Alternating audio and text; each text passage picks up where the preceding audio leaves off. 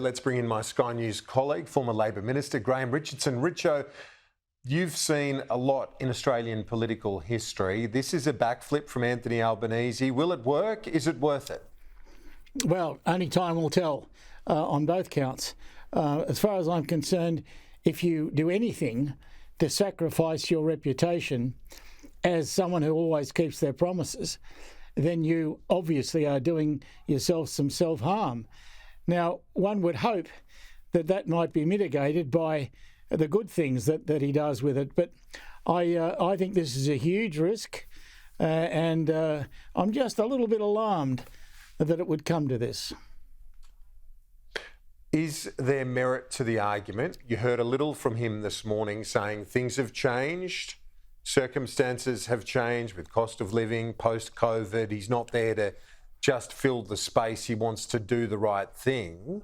If he can prosecute that case to those earning less than $150,000 a year, who will benefit to a greater degree, will it be enough to mitigate against what is a very clear broken election promise? Well, it would be if he was able to do that. But persuading all those people is going to be very, very difficult. I mean, you got to remember that people are pretty suspicious of politicians at the best of times. And as soon as you break a promise as a politician, then there are alarm bells ringing all over the place. And that's something that there's nothing he can do about. If he makes that decision to break a promise, then he knows he's taking a very big risk. And risk, as they say in politics, is not much of a horse to back. It's one you should always leave alone. So I wish him well, but he's going to need a bit of luck to get through this one.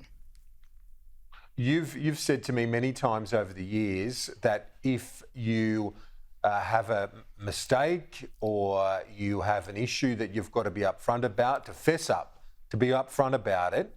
Should he just say, look, this is a broken promise, I recognise that, but this is why? Well, I think that's what he should do, in my view. That takes an awful lot of courage, and unless handled really well, it can backfire on you. But I think in the end, people much prefer honesty to anything else in politics. They're accustomed to politicians being tricky. I think they really like it if politicians just come clean and tell them the truth up front and get it over with. And I think that's something that ought to be done. So maybe take a leaf out of the Peter Beattie book. He used to apologise among the best of them, didn't he? He was saying sorry, and he did it regularly, and it seemed that worked for him electorally. Is that the sort of thing you're thinking? Yeah, I am, but I mean not to the extent of Peter Beattie, who apologised every Friday week. I wouldn't do that, but I would, on a big occasion like this, I don't think it hurts to say, listen, sorry, folks, I got that wrong, but don't worry, I will fix it. I think that's the sort of approach you should take. And that circumstances have changed, and that the inflationary environment means that they're turning their attention to lower and middle income earners. But as you pointed out, it's that R word, it's the risk in many other seats where people might have voted for Labor, if not for the first time. Certainly we're talking about many swing voters who would be earning over 180 grand and will be getting a lot less now under the revised changes, half what they would have got under the original stage 3. Yeah, that's, as I said, that's a very big risk. But I think if you're prepared to take risks, and then you're prepared to go out, face the music, and sell your ideas, sell your position, then as far as I'm concerned, good luck to you. I think, Anthony's capable of doing it. Chalmers is very good at this sort of thing.